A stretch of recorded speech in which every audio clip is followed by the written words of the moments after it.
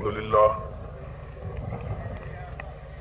لله نحمده ونستعينه ونستغفره ونؤمن به ونتوكل عليه ونعوذ بالله من شرور أنفسنا ومن سيئات أعمالنا من يهده الله فلا مضل له ومن يضلل فلا هادي له نشهد أن لا إله إلا الله ونشهد أن محمدا عبده ورسوله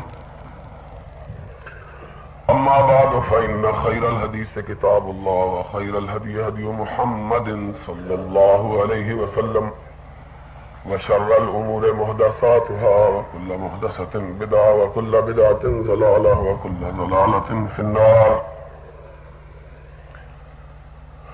أعوذ بالله السميع العليم من الشيطان الرجيم. بسم الله الرحمن الرحيم. محمد رسول الله والذين معه أشداء على الكفار رحماء بينهم صدق الله مولانا العظيم. حضرات، مجھ سے پہلے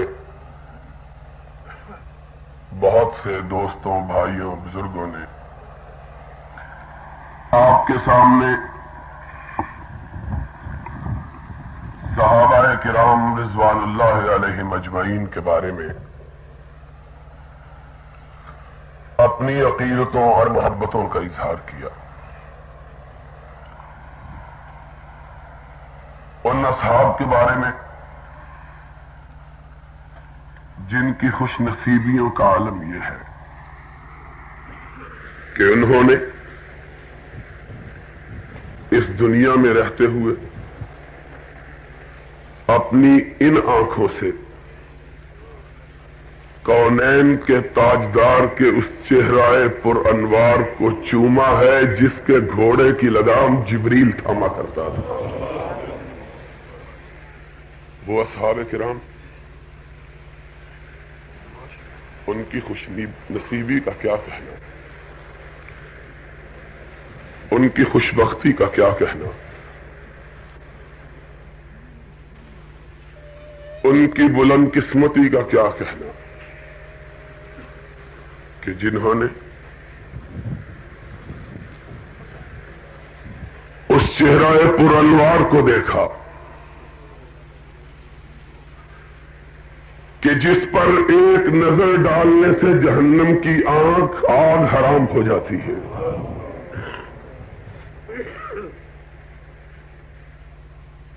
اور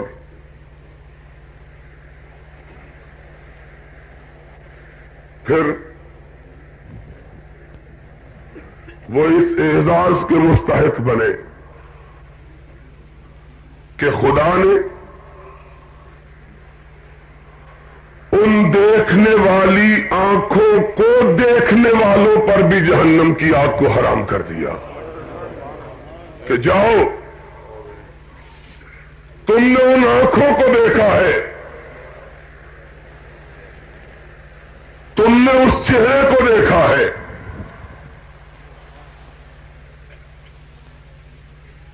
تم نے ان نگاہوں کا طواف کیا ہے، تم نے ان نظروں کو چوما ہے جنہوں نے مدثر و مزمل کے چہرے پر انوار کو دیکھا تھا.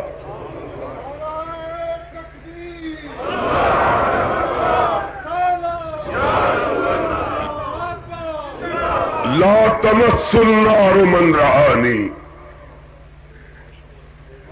او رآ من رآنی. لوگوں، میرا مقام یہ ہے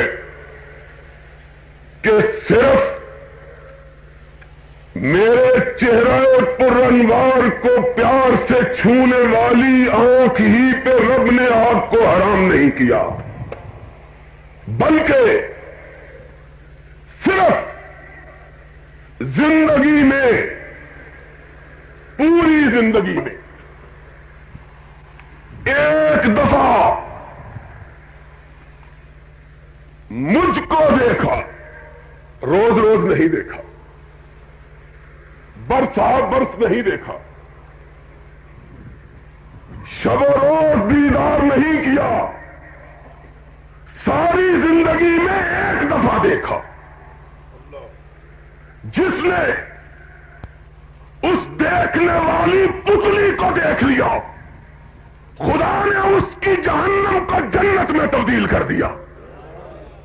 اور صدیق تو 23 برس دیکھتا رہا ہے۔ تیرا مقام میں بیان کروں،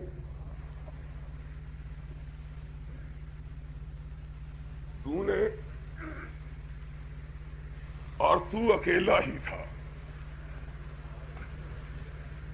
اور تو اکیلا ہی تھا جس نے خلوتوں میں بھی دیکھا ہے، تو تنہا ہی ہے جس نے جلوتوں میں بھی دیکھا ہے، اور کسی کو تو جرات ہی نہ ہوتی تھی نگاہ اٹھانے کی۔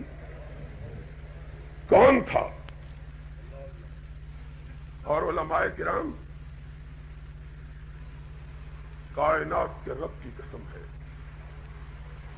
اس ساری کائنات کی عظمت جو ہے وہ میرے نبی کے صحابہ سے ہے، اور میرے صحابہ کی عظمت جو ہے وہ رحمت کائنات سے ہے۔ لوگوں، صحابہ کا تذکرہ،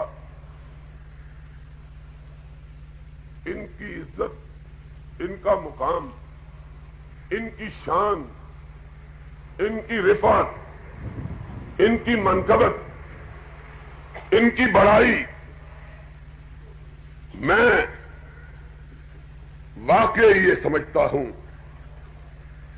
کہ کسی نے تو کہا تھا لا يمكن الثناء كما كان حقه۔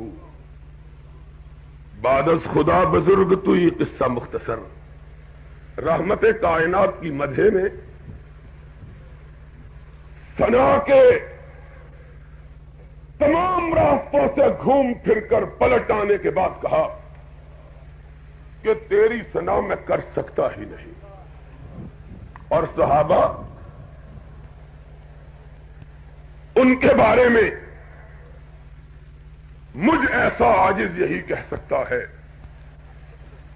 کہ وہ تو بڑے مقام والا تھا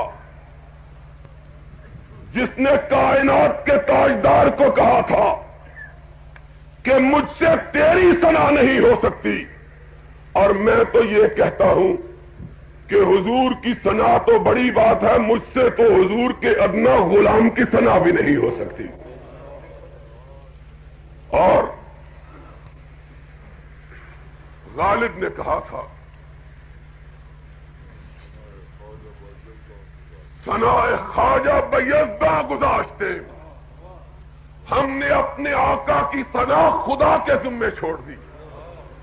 اور میں کہتا ہوں کہ میں نے نبی کے غلاموں کی ثنا کو بھی اپنے رب کے ہاتھ چھوڑ دیا ہے، وہ جس نے خود کہا عرش کی بلندیوں سے رضی اللہ عنہم ورضوا عنہ، ان سے میں راضی، صرف اللہ ان سے راضی۔ فرمایا والذین اتبعوہم بإحسان، اور جو ان کے راستے پہ چل نکلا میں اس سے بھی راضی ہوں۔ ان کا مقام کیا؟ اور صدیق، آج کا یہ اجتماع عظمت صحابہ کے عنوان سے،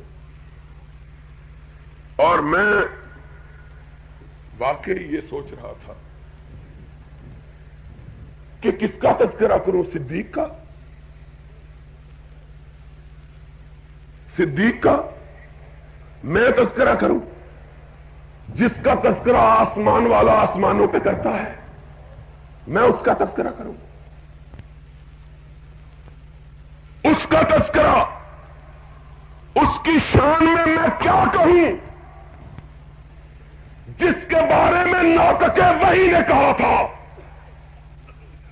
کہ دنیا کا ہر شخص جنت کے ایک دروازے سے بلایا جائے گا کہ ایک ہی دروازے سے انسان گزر سکتا ہے، لیکن ایک ایسا بھی ہوگا جس کو جنت کے 8 دروازوں سے بلایا جائے گا۔ اور نبی کے یار غار نے نگاہ اٹھا کے پوچھا، آقا ایسا کون ہو سکتا ہے؟ وہ کون ہوگا؟ جبریل، مہر نبوت کا پاسبان پیچھے کھڑا ہے۔ کہا اللہ کے حبیب کہیے خدا کہہ رہا ہے ابو بکر وہ تو ہوگا۔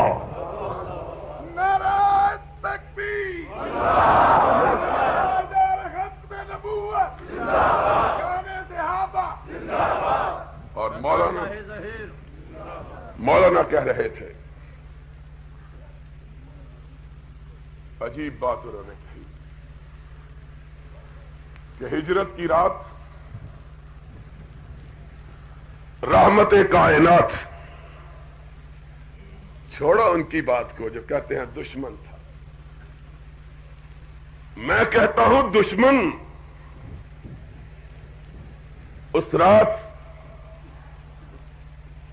سارے کا سارا قبیلہ بنو ہاشم، رسول اللہ کا قبیلہ، میرے آقا کا قبیلہ، میرے مولا کا قبیلہ مکے میں موجود ہے کہ نہیں؟ علی بھی موجود، علی کا بڑا بھائی عقیل بھی موجود، چچا ان کا بھی چچا، حضور کا اپنا چچا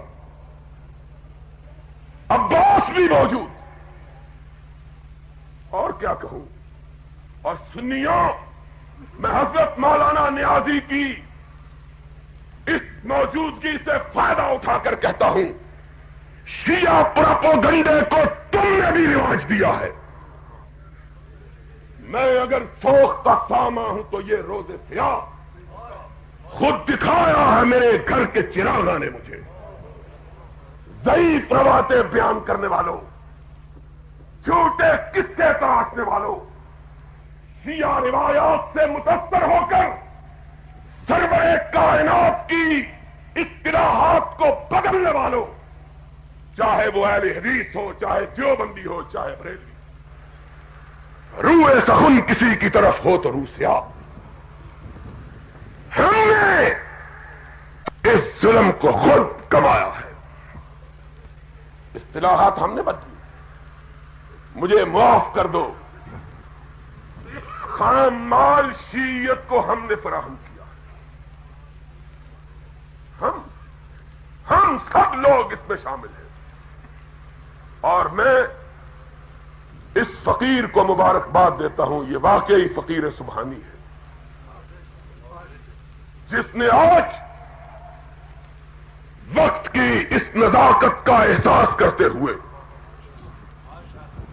قرآن کی اس آیت پر عمل کیا، لا یخافون فی اللہ لومۃ لائم۔ ملامت گروں کی ملامت کی کوئی پرواہ نہیں کہ کل اس کو کہا جائے گا تو نے بریلوی ہو کر دیوبندی کو کیسے بلایا ہے۔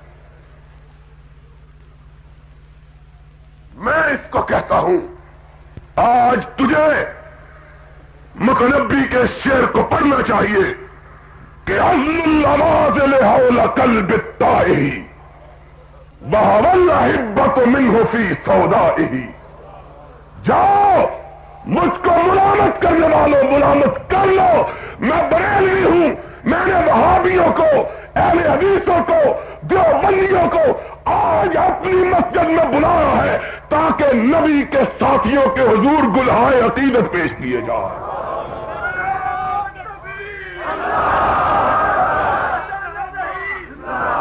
آج کاش یہ جذبہ پیدا ہو جائے۔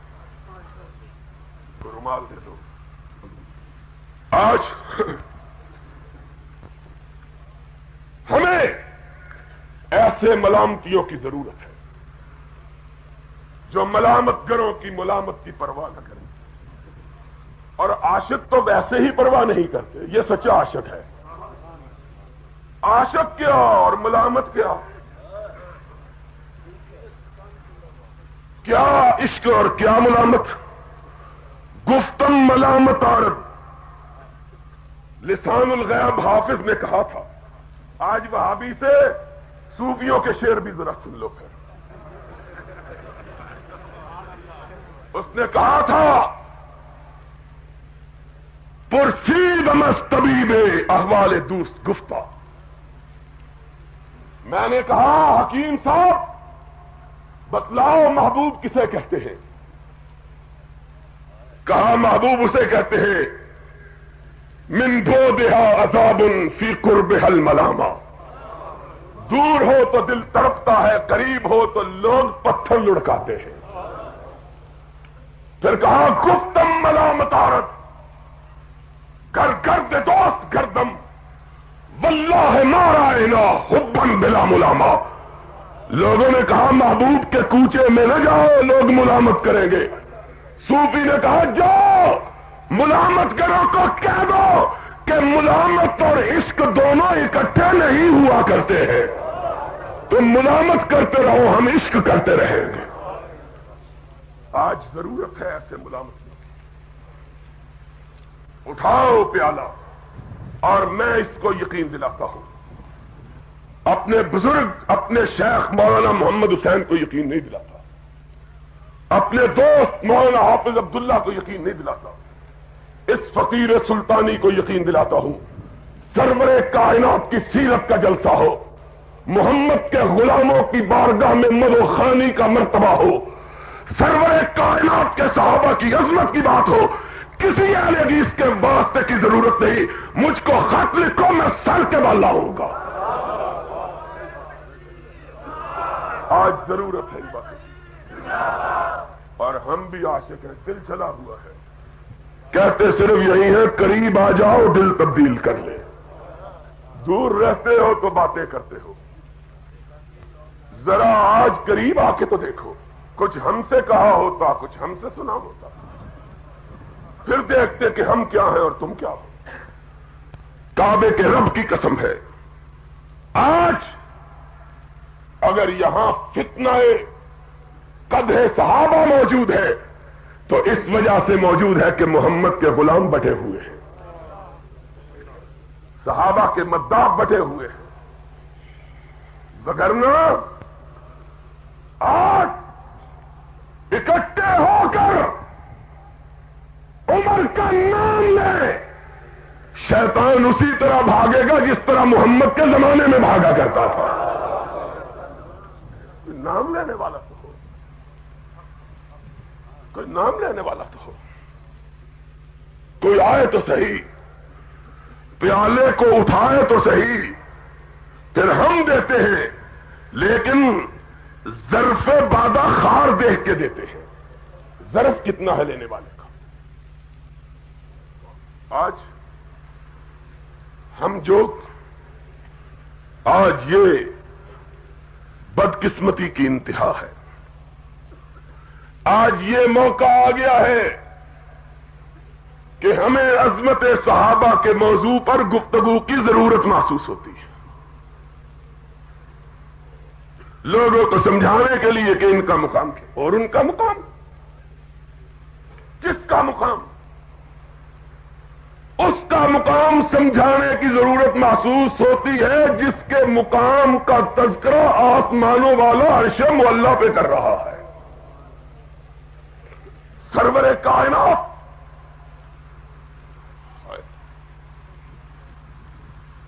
کیا بات کہوں اور کیا نہ کہوں. موضوع اتنا طویل اور اتنا پیچیدہ ہے اور وقت اتنا لمبا ہو گیا ہے. میں تو سوچ رہا تھا جب آواز دی کہ مجھ تک کب ان کی بد میں آتا تھا دور جام، ساقی نے کچھ ملا نہ دیا ہو شراب میں. میں سمجھتا تھا آج باری نہیں آئے گی. بڑی مشکل سے پہلے خطیب کو چھڑایا ہے، سیکٹری خود مقرر بن گیا ہے. مسئلہ ہی ایسا ہے.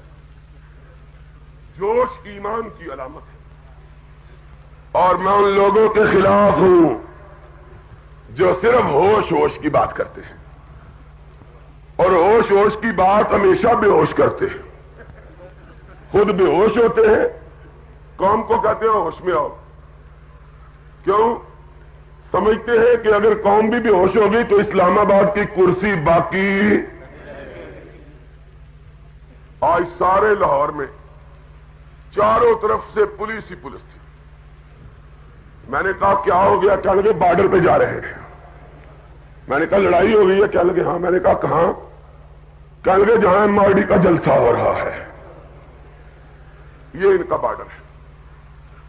اسد علیہ وفی الحروب نعامۃ، اپنوں کے لیے نبی کے صحابہ کا رب نے تذکرہ کیا، اپنوں کے لیے نرم غیروں کے لیے گرم، اور امیر المومنین ضیاء الحق کے سپاہی اپنوں کے لیے گرم، افغانستان کے لیے نرم۔ روس کے روزانہ جہاز بمباری کرتے ہیں، مونچھ نیچی ہے۔ اندرا گاندھی کا سپوت روز دھمکیاں دیتے ہیں، مونچھ نیچی ہے۔ مولانا نیازی ذرا ڈنڈا ہلاتے ہیں، مونچھ اونچی کر لیتا ہے۔ مونچھ بھی بڑی ہوشیار ہو گئی ہے، اتنی ہوشیار کہ اپنی عزت کے لیے ابھی ایک قرارداد پیش کر رہا تھا، ڈاکے بڑے ہو گئے ہیں، چوریاں بڑی ہو گئی ہیں، کیوں نہ ہو 99% پولیس تو 4 آدمیوں کی حفاظت کر رہی ہے، اور 1% پولیس 10 کروڑ آدمیوں کی حفاظت۔ ان 4 آدمی، ان میں سے ایک آدمی ایسا ہے جس کا منہ بالکل اس طرح ہے جس طرح ٹوٹا ہوا گھڑا ہوتا ہے، اور اتنا خوبصورت ہے ہمارا وزیر اعظم۔ میں نے کل کہا تھا اگر شیشہ دیکھے تو شیشے میں تراڑیں پڑ جاتی ہیں۔ شیشہ کہتا ہے اتنا خوبصورت، یہ حسن یوسف کہا گیا۔ ہم نے ساری عمر میں اس طرح کا وزیر اعظم کوئی نہیں دیکھا، ٹھٹا کجا جس طرح ہوتا ہے۔ اور ایوی اپنی عزتوں کی حفاظت کے لیے بڑی پولیس، اور جن کے لیے کائنات بنی ہے ان کے اوپر سیاہ چہروں والے چھینٹے دیتے رہیں، کوئی قانون حرکت میں نہیں آتا، وہ کسی کا کچھ نہیں لگتے۔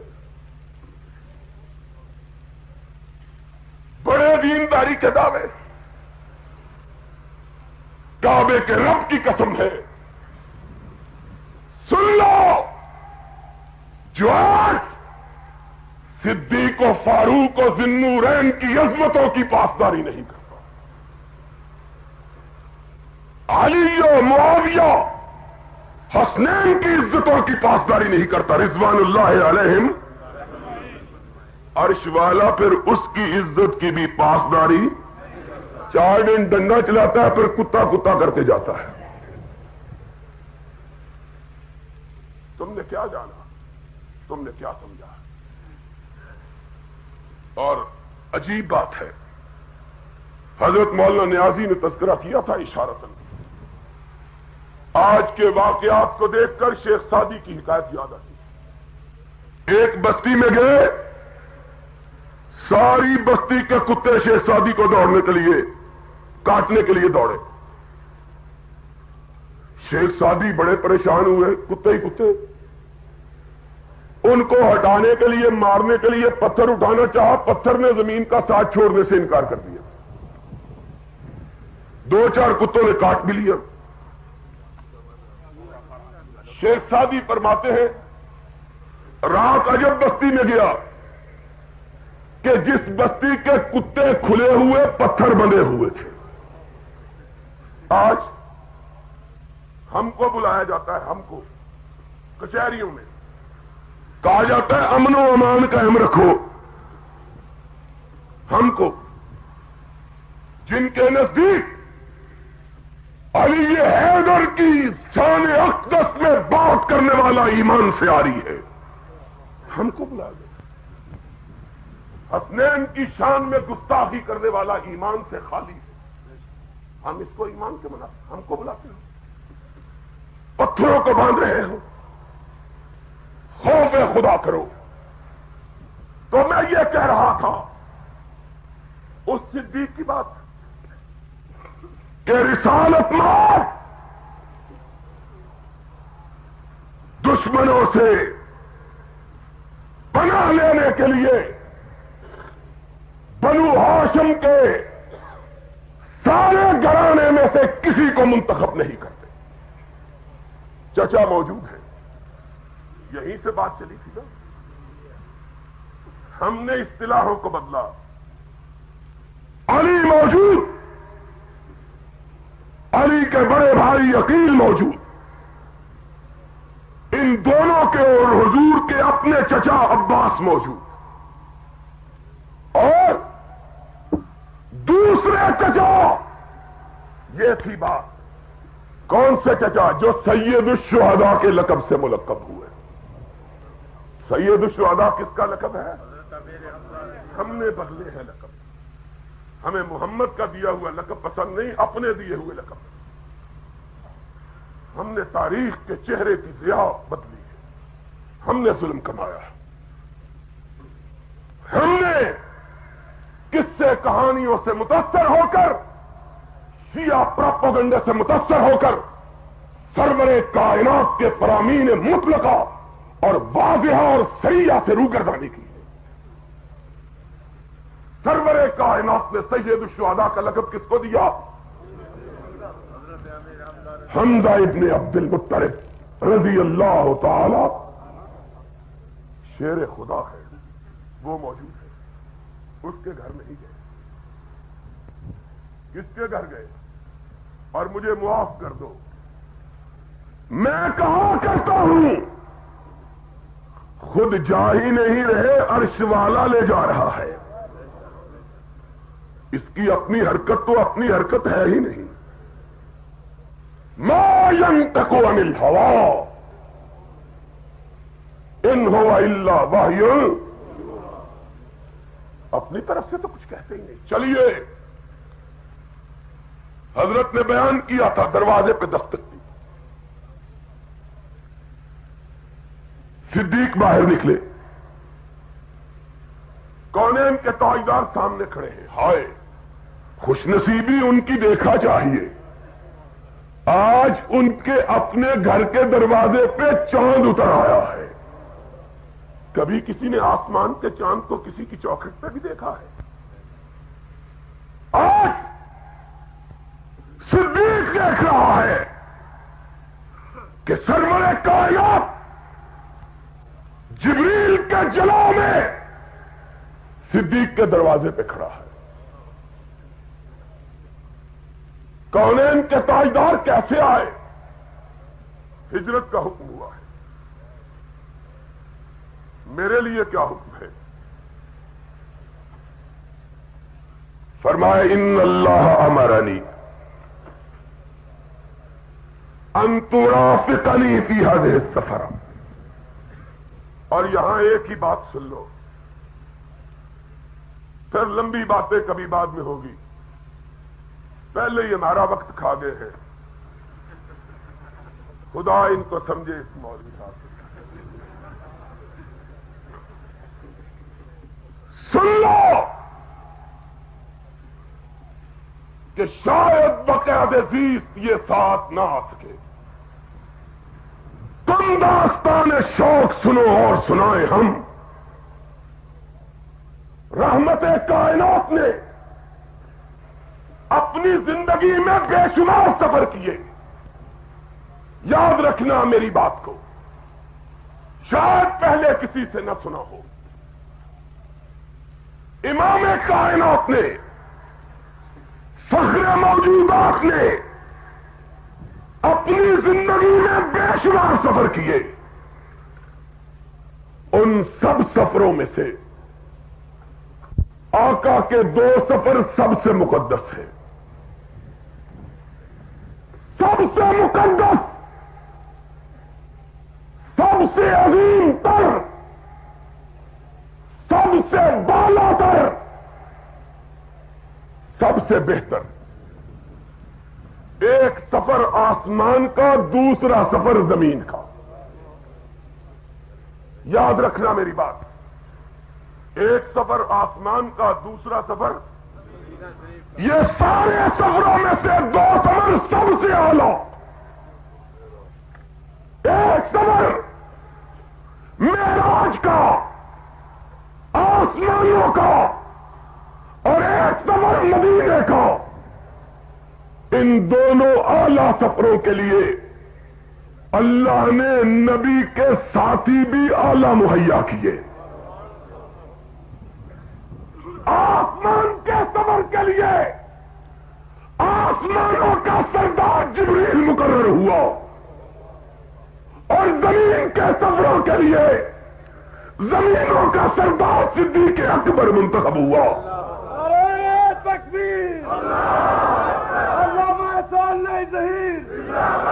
جو مقام جبریل کا ملائکہ میں ہے، وہی مقام صدیق کا امتوں میں ہے. وہ نوریوں کا سردار، یہ خاکیوں کا سردار اس کے جنوں میں جا رہا ہے. کس کا تذکرہ کروں؟ اس صدیق کا. اور میرا ایمان، باتیں کرتے ہو ایمان کی، لمبی ہو جائے گی بات. پھر عمر کا تذکرہ کروں. وہ عمر ناطق وحی نے جس کے بارے میں کہا ما طلع الشمس علی رجل خیر من عمر. لوگوں گواہ ہو، خدا کا رسول کہہ رہا ہے کہ سورج نے عمر سے بہتر آدمی کا چہرہ نہیں دیکھا ہے. اس عمر کا تذکرہ کرو جس کے بارے میں ام المومنین زینب سلام اللہ علیہا کہتی ہے ولیکن ینزل علی رأی عمر. قرآن اترتا ہمارے گھر کے آنگن میں ہے، لیکن اترتا عمر کی رائے کے مطابق ہے. یا ذی-النورین کا تذکرہ کرو. اس ذی-النورین کا، اس ذی-النورین کا، اس ذی-النورین کا جس کو نبی نے دو بیٹیاں تھیں اور جس کو یہ مقام ملا کہ روئے زمین پر کسی نبی کے امتی کو یہ مقام نہیں ملا، کسی کو بھی. جاؤ آدم سے لے کر رسول اللہ تک ایک ایک نبی کی زندگیوں کو اٹھاؤ. کوئی ایک آدمی ایسا دکھا دو جس کو کسی نبی نے دو بیٹیاں دی ہو، کوئی ایک دکھا دو. اور وہ مقام ملا کہ جب دوسری بھی فوت ہو گئی، عثمان کی آنکھوں کے آگے اندھیرا چھا گیا، آنسوؤں کی جھڑی لگ گئی. کسی نے کندھے پہ ہاتھ رکھا، عثمان نے نگاہ اٹھائی، کہا کیوں روتے ہو؟ کہا ایک بیوی کی جدائی کا غم، ایک رسول کی لختے جگر کے فراق کا غم. کہ کل میرے گھر میں اس کی دختر تھی جس پہ صبح و مساء جبریل آتا ہے. نگاہ اٹھاتا ہے تو کیا دیکھتا ہے کہ سامنے کونین کا تاجدار کھڑا ہے. فرمایا عثمان غم نہ کرو، تم نے محمد کے کلیجے کو اتنا ٹھنڈا کیا، تم نے میری بیٹیوں کو اتنا خوش رکھا، تو نے میرا دل اتنا ٹھنڈا رکھا کہ کعبے کے رب کی قسم اگر میری 40 بیٹیاں ہوتی یکے بعد دیگرے دے دیتا، انکار نہ کرتا.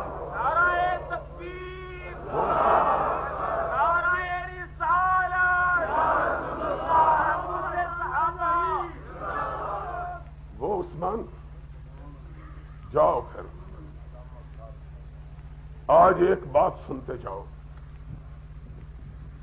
نبی کا ہر صحابہ کو ہر تابعدار ہے، لیکن ہر ایک کو رب نے کچھ ایسی خصوصیتیں دی ہیں جو دوسرے کو نہیں دی۔ یہ تنہا عثمان ہے۔ تاریخ عالم کو اٹھاؤ، میرے نبی کی سیرت کو بھی، پہلے نبیوں کی سیرت کو، کوئی کونان میں ایسا بھی ہے جس کو ایک موقع پہ کھڑے ہو کے کسی ناطق وحی نے 8 مرتبہ جنت کی بشارت دی ہو؟ اور میرا ایمان یہ ہے کہ نبی جس کو ایک دفعہ جنتی کہہ دے، کعبے کے رب کی قسم ہے، کائنات کی کوئی طاقت اس کو جہنم میں نہیں لے جا سکتی۔ اور یہ اس کو نبی نے ایک مرتبہ نہیں کہا۔ جیش اسرا کے موقع پر کون ہے جو 100 اونٹ رب کی راہ میں قربان کرے، محمد اس کو جنت کی بشارت دیتا۔ دیکھنے والوں نے دیکھا، اٹھنے والا اگر کوئی ہے، جنت کی خلعت فاخرہ پہننے والا کوئی ہے تو ذوالنورین ہے، محمد کا داماد اٹھا۔ کائنات کے امام نے کہا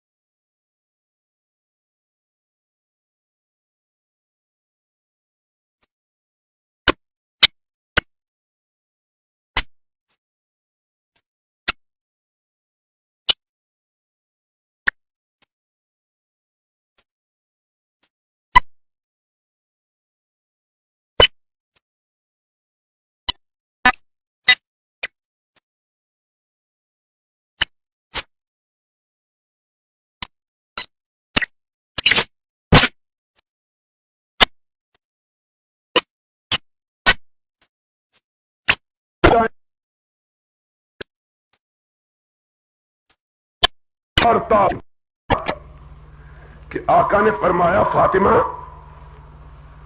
میں جانتا ہوں تو کیا کہے گی، علی کے فقر کا تذکرہ کرے گی، غربت کا، میں جانتا ہوں، لیکن فاطمہ دیکھ لو تیرے محمد کا یار غار آیا ہے سفارش لے کر، تیرے بابا کا ساتھی آئے ہیں،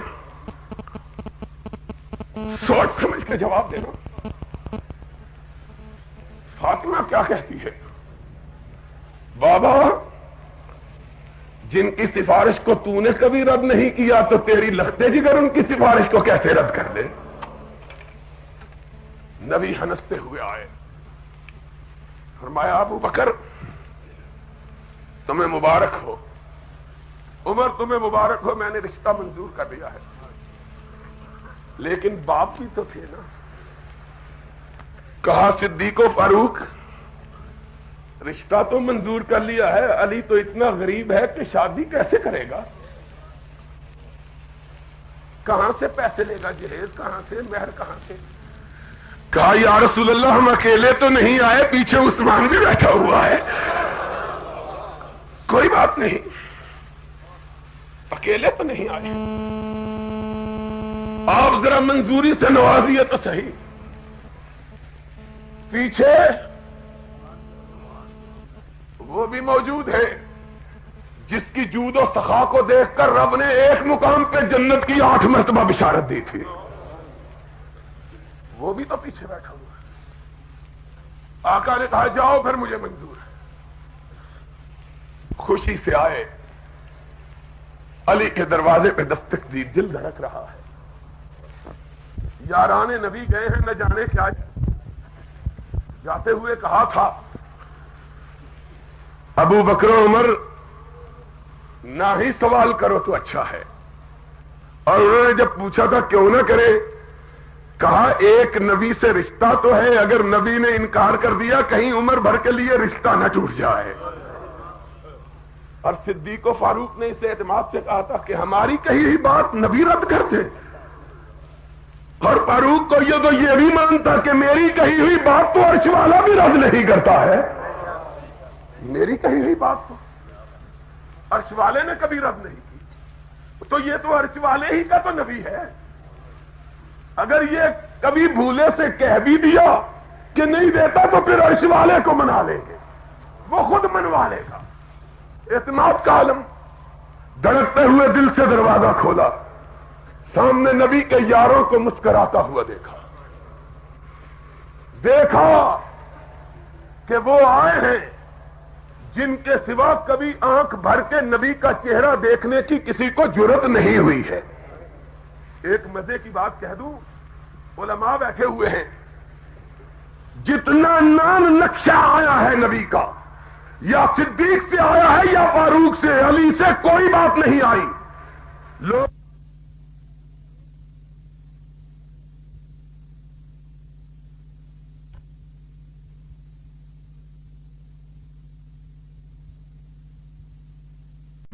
فیضان سی ڈی سینٹر علماء کرام کی تقاریر، مناظرے اور تلاوت قرآن پاک کی سی ڈیز کی ریکارڈنگ اور خریداری کے لیے رابطہ کریں۔ دکاندار حضرات اور اسٹال لگانے والوں کے لیے خصوصی رعایت۔ ہمارا پتہ ہے Faizan C D centre, Uzair PCO، نزد جامع مسجد بیت المکرم اہل حدیث، محلہ فیصل کالونی، پرانی چنگی، حفص آباد روڈ، گوجرانوالا۔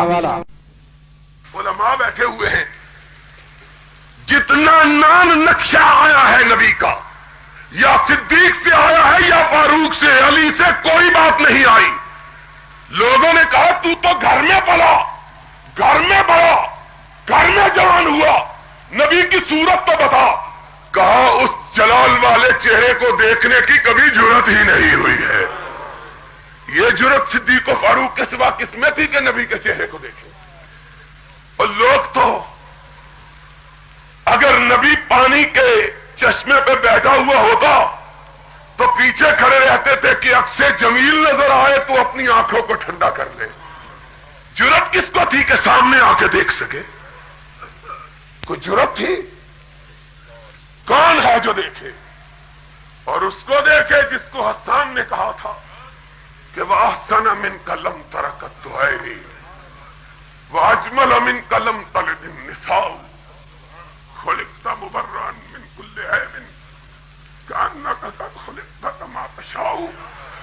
لوگوں کو رب کن کہہ کے پیدا کرتا رہا، تجھ کو رب اپنے ہاتھ سے گود کر بناتا رہا۔ اس کو کون دیکھے؟ کون دیکھے؟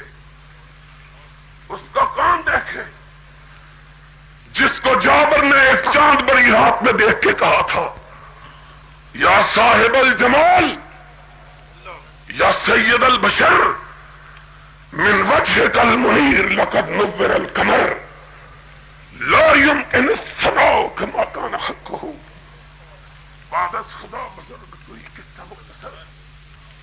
چاند سے تجھ کو تشبیہ دوں؟ کعبے کا رب گواہ ہے کہ چاند کو بھی اگر حسن ملا تو تیرے چہرہ پر انوار سے ملا ہے. کون دیکھے اس کو؟ علی آئے، دیکھا اپنے نبی کے یاروں کو دھڑکتے ہوئے دل کے ساتھ کھولا. دیکھا رب گواہ ہے کہ چاند کو بھی اگر حسن ملا تو تیرے چہرہ پر انوار سے ملا ہے. کون دیکھے اس کو؟ علی آئے، دیکھا اپنے نبی کے یاروں کو دھڑکتے ہوئے دل کے ساتھ کھولا. دیکھا تو تاریک رات میں چہرہ ابو بکر 14ویں کے چاند کی طرح چمک رہا تھا. علی جلدی سے پوچھتے ہیں کیا خبر لائے؟ کہا مبارک ہو تیرے ساتھ فاطمہ کا رشتہ کرا ہے. رشتہ کرا ہے. رو پڑے.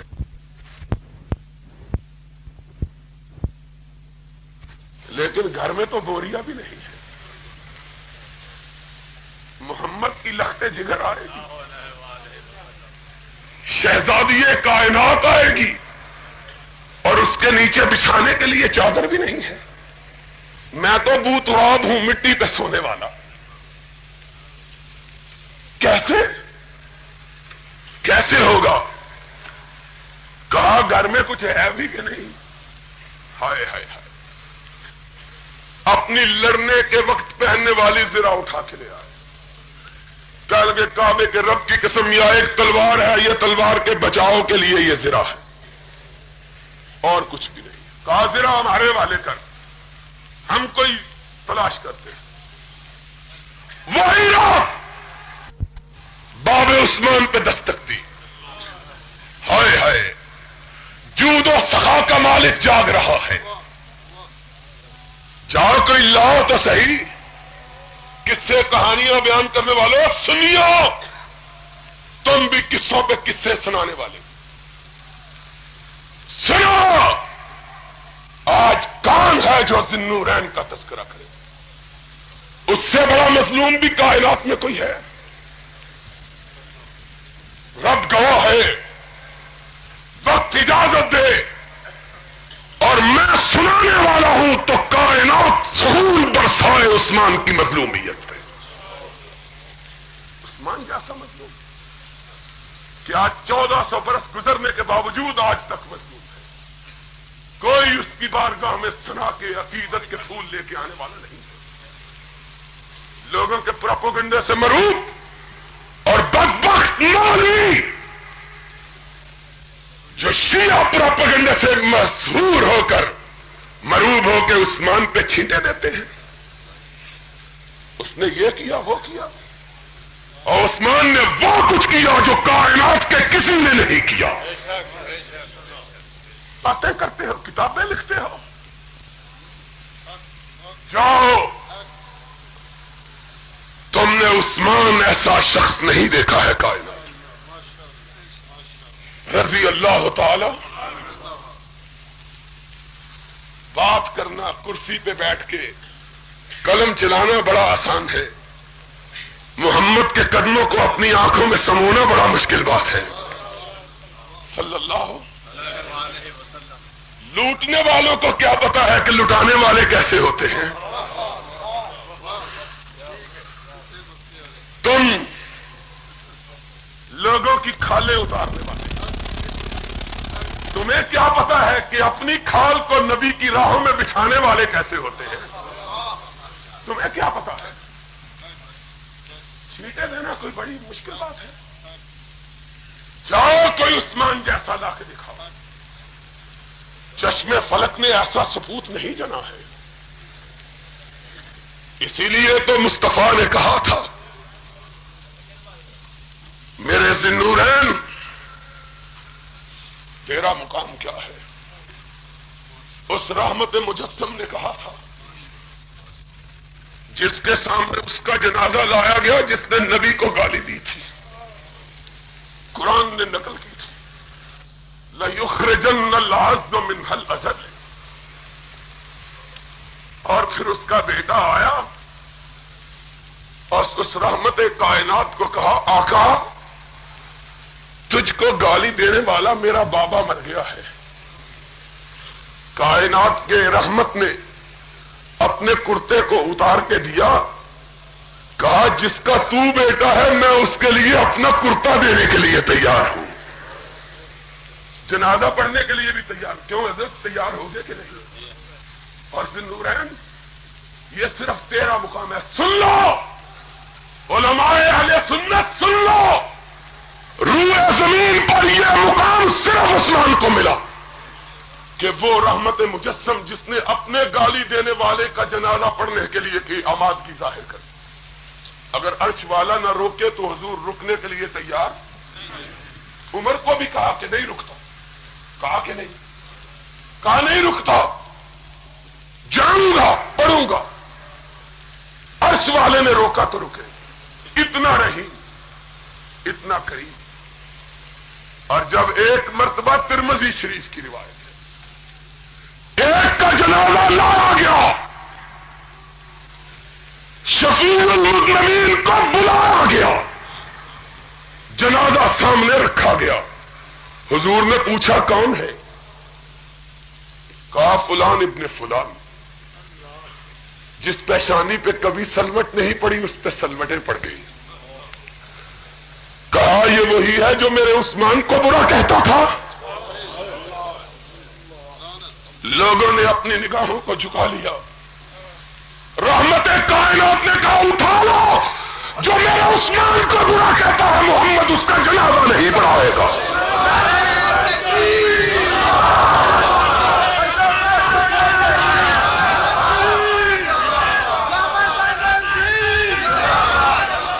وہ عثمان, اس کے بارے میں بدزبانی کرتے ہو,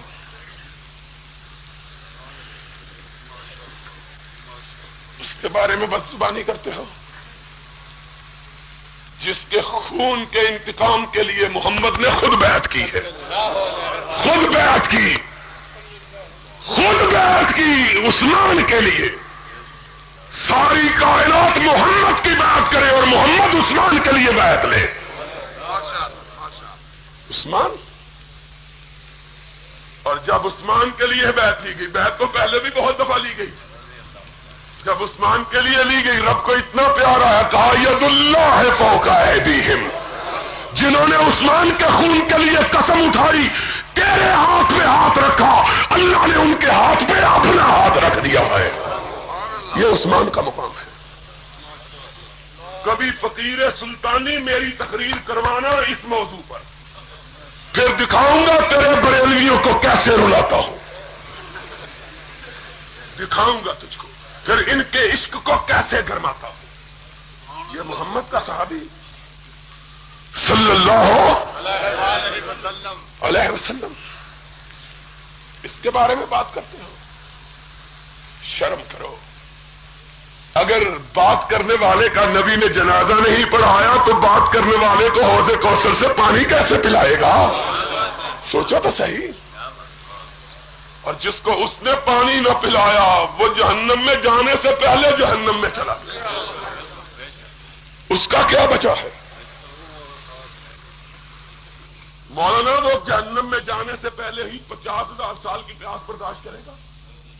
مولوی تو 5 منٹ کی پیاس برداشت نہیں کرتا. حضرت نے پورا یہ کیا ہے, جگ پانی کا ساتھ رکھا ہوا ہے. کیسے انتظار کرو گے 50,000 سال؟ سورج سوا ہاتھ پہ ہوگا, زمین تانبے کی تپ رہی ہوگی, لوگ پسینوں میں ڈبکیاں کھا رہے ہوں گے, اور عثمان کی مدح کرنے والے آئیں گے, آقا کچھ بھی نہیں ہے پاس, تیری 2 بیٹیوں کے تاجدار کی عزت کی حفاظت کرتے رہے ہیں. آقا آقا کہے گا میرے ان دیوانوں کو آتے دو جو میرے گھر کی چوکھٹ کی حفاظت کرتا رہا, آج محمد اس کو رب کی چوکھٹ پہ پہنچا کے آئے گا. تم بھی آنا, تم قدح کو لے کے آنا, ہم محمد کے غلاموں کی مدح کو لے کے آنا. کہیں گے اللہ گناہگار تو بہت تھے لیکن تیرے نبی کے صحاب کے بارے میں کبھی نہ گفتگو کی نہ سننا گوارا کی. اور عثمان دروازے پہ دستک دی، عثمان باہر نکلے. نبی کے یاروں کیسے آئے ہو اتنی رات کے؟ عثمان ایک کام پڑ گیا ہے، پوری بستی میں تیرے سوا کوئی نظر نہیں آیا. ہائے، پوری بستی میں تیرے سوا آج ہی نہیں، مسجد کے بنانے کے دن بھی کوئی نظر نہیں آیا تھا، بیرے روما کے خریدنے کے دن بھی کوئی نظر نہیں آیا تھا، جیسے اسرا کی تجہیز کے موقع پر بھی کوئی نظر نہیں آیا تھا. کون ہے؟ آج کوئی پہلا موقع ہے، اس کو آزمایا ہوا ہے. تیرے سوا کوئی نظر نہیں آیا. کیسے آئے؟ نبی کی بیٹی کا تیری سالی کا نکاح ہے، کیا میرے لیے آئے خدمت؟ علی سے رشتہ طے ہو گیا، سبحان اللہ، خوش ہوئے. کہا مبارک، کہا مبارک تو ہے لیکن علی کے گھر تو کچھ بھی نہیں ہے. یہ ایک لوہے کی زرہ لے کے آئے تھے، تو اس کو خرید لے، اتنے پیسے دے دے کہ نبی کی بیٹی کا شادی ہو سکے. 5 روپے کی زرہ دے دو، 5 روپے 2.5 روپے مہر کے رکھ لیں گے، 2.5 روپے کا سامان خرید لیں گے. ہائے، پھر ذوالنورین کو ذوالنورین کون کہے؟ کہا زرہ کے لوہے کے کڑے گنتے جاؤ، مجھ سے سونے کے دینار گنتے جاؤ. نبی کی بیٹی کی شادی، علی کی شادی، لوہے کے کڑے گنتے جاؤ، ادھر سے سونے کے درہم و دینار گنتے جاؤ. 500، 400، شہرہ شوب اور اربلی لکھ کے 400. کہا یہ 400 قیمت 100 روپیہ زیادہ کیونکہ علی کی زرہ ہے. چلنے لگے. فاروق نے کہا جلدی نکل چلو، کہیں سودا کینسل ہی نہ ہو جائے. کہنے لگے چاہتے ہیں کہ جلدی سے جا کے علی کو خوشخبری دے. کہا خوشخبری دیتے ہوئے میری طرف سے شادی کے تحفے کے طور پر یہ زرہ بھی دے دینا، یہ زرہ بھی دے دینا اس کو. کہنا یہ نبی کے یار نے زرہ تیرے لیے تحفے کے طور پہ دے دیے، جاؤ. اور پھر جادو وہ جو سر چڑھ کے بولے. شیعہ مورخ لکھتا ہے، حضرت ذرا میری طرف خدا کے لیے ایک دفعہ دیکھیے. شیعہ مورخ لکھتا ہے نبی کے یار دونوں 500 دینار لے کے علی کے گھر گئے. علی مبارک ہو، ایک رات میں عرش والے نے تیری شادی کا سارا بندوبست کر دیا، رشتہ بھی قبول، پیسے بھی مہیا. کہا میں نہیں لیتا، پھر میرے آقا کے پاس ہی لے جاؤ. دونوں رات کے وقت پہنچے. ذرا دیکھنا میری طرف، شیعہ روایت کے لفظ ہیں، سرور کائنات بیٹھے ہوئے، صدیق آ گئے، دروازے پہ دستک دی. آقا پھر باہر. کہا کیا بات ہے؟ کہا یا رسول اللہ رشتہ بھی منظور، جہیز کے لیے پیسے بھی تیار، مہر کے پیسے بھی تیار. فرمایا کیسے؟ صدیق نے پیسے اٹھائے اور نبی کی جھولی میں رکھے. آقا یہ پیسے سونے کے سکے؟ کہا کہاں سے لائے ہو؟ ہائے، جبریل پیچھے کھڑا بتلا رہا ہے. کہا تیرے ذوالنورین کے علاوہ کون دے سکتا ہے؟ اور کون ہے؟ سننا چاہا علی کے پاس کہاں سے آئے؟ کہا آقا یہ ماجرا ہوا.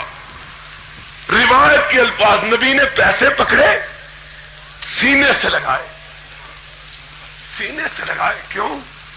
ہائے، کبھی یاد ہو کسی ماں کو جب اس کا بیٹا پہلی تنخواہ لے کے آئے، ماں لاکھوں میں کھیلتی ہو، لیکن جب بیٹا پہلی تنخواہ لے کے آتا ہے تو بیٹے کی محبت کی وجہ سے ماں پیسوں کو چومتی ہے، آنکھوں سے لگاتی ہے. پیسوں کی محبت نہیں، جس کے ہاتھ لگے ہیں اس کی محبت ہے کہ میرا لخت جگر کما کے آیا، یہ میرے بیٹے کے پیسے. دکھاتی پھرتی ہے محلے والوں کو، میرے چاند کی پہلی تنخواہ آئی. پہلے بھی پیسے مولانا دیکھے ہوئے، پہلے بھی پیسے دیکھے ہوئے. پیسوں کی محبت نہیں، جس نے بھیجا ہے اس کی محبت. حدیث کے الفاظ روایت شیعہ روایت کے بارہا پلٹا، بارہا پیسوں کو الٹا پلٹا. فرمایا صدیق شادی کا پیام بھی تم لے کے آئے، رشتہ منظور بھی تم نے کروایا، اور علی کے لیے پیسوں کا فاطمہ کا جہیز بھی لے کے آؤ. اب جہیز بلال کو ساتھ لے جاؤ. شیعہ روایت کے بات سننی بھی، لیکن ہم اپنی بات کبھی کرتے ہی نہیں. جب لوگوں کی بیگانوں کی بات آتی ہے تو پھر کتاب بیگانوں کی. سن لو، جاؤ نبی کی بیٹی کے لیے بستر کی وہ بنا جو صدیق نے پسند کیا، اور شوہر بھی وہ بنا جس کو صدیق نے پسند، گھر والا بھی وہ بنا جس کو صدیق و فاروق نے پسند کیا، اور گھر بھی وہ بنا جس کو صدیق و فاروق نے. جہیز کا مال تیار کیا، علی کے پاس کہا جاؤ اب تمہیں مبارک، نبی کو تکلیف نہیں دینی، تم جاؤ اپنے چچا کو ساتھ لے جاؤ، شادی کے لیے جاؤ. ہائے اربلی لکھتا ہے، اور یہاں ابن بابوے وہ بھی علل الشرائع میں اکٹھا ہو گیا. کہا علی برات لے کے گئے، رحمت کائنات اپنے گھر سے باہر آئے، دیکھا علی آئے، ان کا بھائی آیا، ان کے چچا آئے. نبی نے کہا کیسے آئے؟ کہا یا رسول اللہ فاطمہ کے نکاح کے لیے آیا. کہا فاطمہ کے نکاح کے لیے برات لے کے آئے ہو، شادی کے گواہ کہاں ہیں؟ کہا یا رسول اللہ گواہ چچا اور بھائی.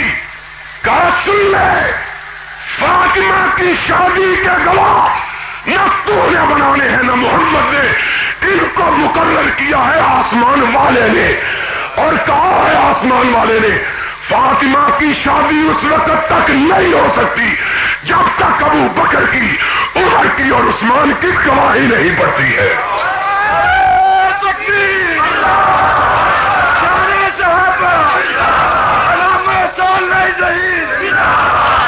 اس وقت تک شادی نہیں ہو سکتی جب تک صدیق نہ آئے، فاروق نہ آئے، اور دن کس کس کا تذکرہ کریں؟ ان میں سے ایک ایک کا کہ ان تینوں کا؟ کہ جب یہ تینوں چلے گئے اپنے رب کے پاس، ملائے اعلیٰ میں منتقل ہو گئے، علی کے گھر بیٹا ہوا.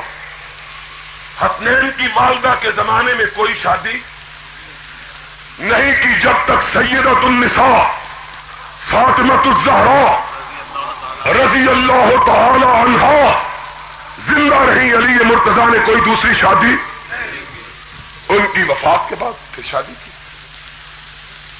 پھر بیٹا ہوا، پھر پہلا بیٹا حسنین کے بعد 11 شیعہ کتابیں، 11ویں کو جو مانتے ہو ورنہ 12 بھی گنوا سکتا. 11 کتابیں شیعہ کی، 12ویں دس دیں گے پھر تھی کہو گے اتنے کہڑی دیر لگتی ہے. کشف الغمار بری کی، الارشاد مفید کی، الفصول المہمہ ابن الصائب کی، جلاء العیون ملا باقر مجلسی کی، تاریخ یعقوبی کی، اعلام الورا الطبرسی کی، مقاتل الطالبین اصفہانی کی، منتہی المقام مامکانی کی، تنقیح المقام مرزا استرابادی کی. ان سب نے لکھا سب سے پہلا بیٹا ہوا، اس کا نام اپنے آقا کے نام پہ محمد رکھا، اس کا نام اپنے آقا کے نام پہ. دوسرا بیٹا ہوا، لوگ مبارکباد دینے آئے، مرتضیٰ مبارک اور اپنے بیٹا دیا. کہا خیر مبارک، کہا نام کیا رکھا؟ شیعہ کی 12 کتابیں، جاؤ کوئی مائی کا لال آئے ہم کو چیلنج کر کے دکھائے، کعبے کے رب کی قسم ہے اگر یہ بات غلط ہو قیامت تک ممبر پہ چڑھنا چھوڑ دے، اور اگر سچی ہو تو پھر تو اپنے منہ پہ کالک ملی چھوڑ دے۔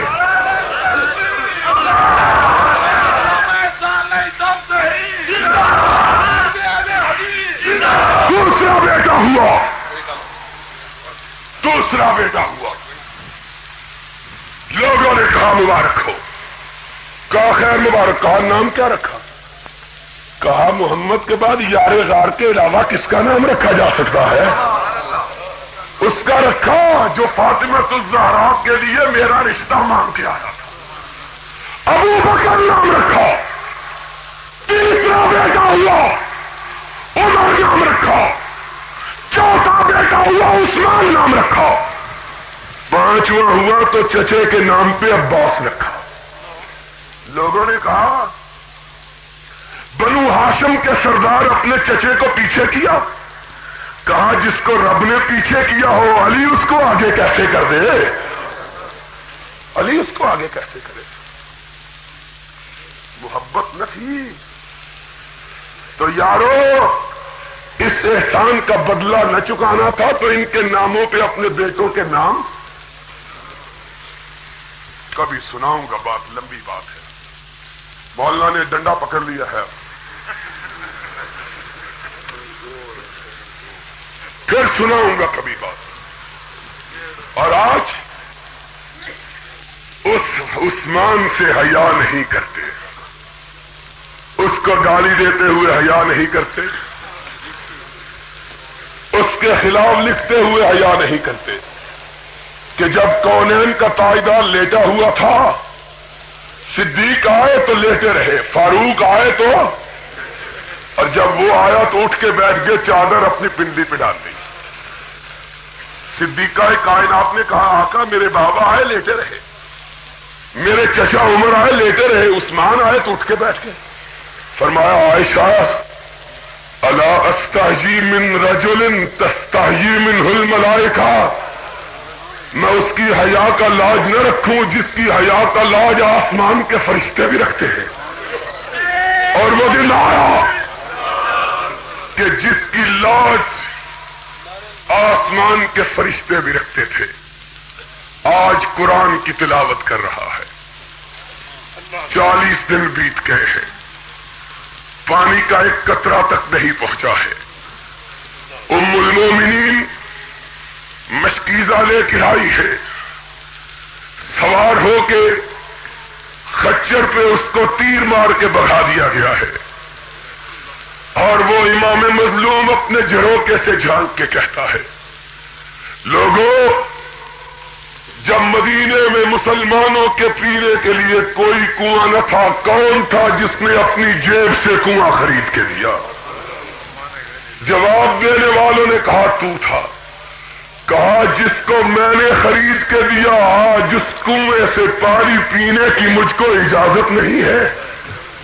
کہا وہ کون تھا؟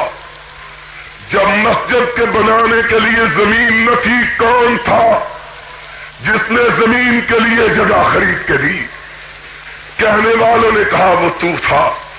کہا آج اسی نبی کی مسجد میں مجھے نماز پڑھنے کی بھی اجازت نہیں ہے۔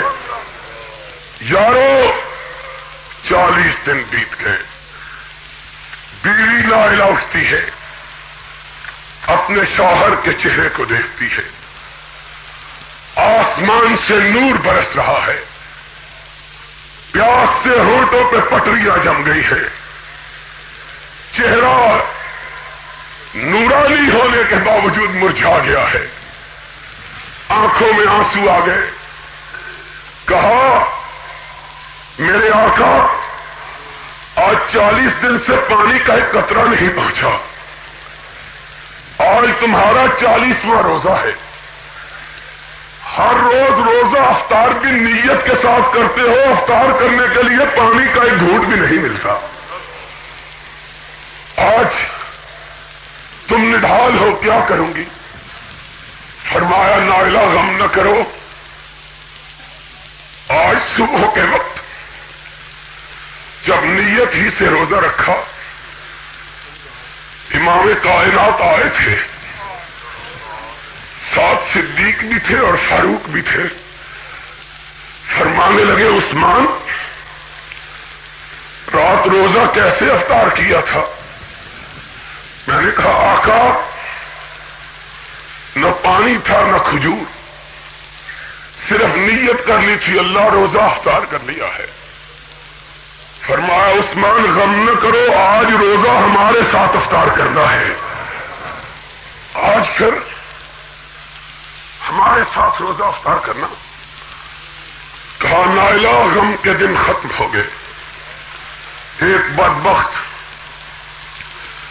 دیوار پھاند کے آیا، ہائے عثمان قرآن سے تیری محبت کا کیا کہنا ہے. اس کے ہاتھ میں نیزہ تھاما ہوا، کائنات پہ لرزہ طاری ہے. محمد کا ساتھی اپنا رخ اٹھا کے دیکھنے کی بھی زحمت نہیں کرتا. نائلہ پیچھے سے آواز دیتی ہے آقا دشمن آ گئے. فرمایا نائلہ آخری وقت میں قرآن کے حروف سے نگاہ تو نہ ہٹاؤ. چاہتا ہوں عرش والا جب پوچھے دنیا سے رخصت ہوتے ہوئے آخری نگاہ کس پہ پڑی تھی تو کہوں اللہ آتے ہوئے آخری نگاہ اگر پڑی یا تیرے محبوب کی مسجد پہ پڑی یا تیرے قرآن کے حروف پہ پڑی تھی. اس نے نیزہ مارا، خون کا فوارہ چھوٹا. نائلہ فرماتی ہے عثمان کی تلاوت میں فرق نہیں آیا. ایک آگے بڑھا، داڑھی کو تھاما، اس چہرے پہ تھپڑ مارے جس چہرے پہ محمد نے بوسے دیے تھے. آگے بڑھ کے نائلہ چھڑانے کی کوشش کرتی ہے، کہتی ہے حسنین کو آواز دوں. فرمایا کعبے کے رب کی قسم ہے عثمان کو اپنا شہید ہو جانا گوارا ہے، کسی ایک مومن کا خون بہانا گوارا نہیں ہے. اور مجھ کو تو صادق و مصدوق نے آج سے برسوں پہلے احد پہاڑ پہ شہادت کی بشارت دی تھی. نائلہ ہٹ جاؤ، ان کو اپنا کام کرنے دو. عثمان اپنے رب کی تلاوت کر رہا ہے، اپنے رب کے کلام کی. ایک اور